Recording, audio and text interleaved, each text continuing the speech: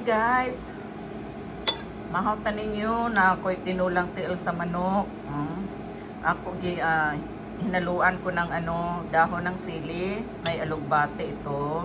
Tsaka isang pirasong okra galing sa garden ko. So ini-enjoy ko lang Masarap ngayon kasi maulan-ulan dito sa amin.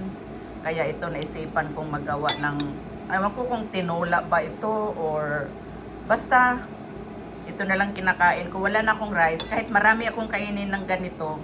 Collagen din kasi ito. Collagen itong tiil, paa sa manok. Ito.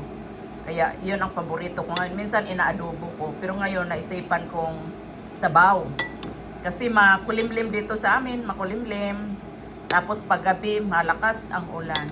O sige guys. Dito na lang ako. Kung gusto nyong subscribe na lang po, pa-subscribe. O sige po, mga ka-YouTuber, bye-bye po.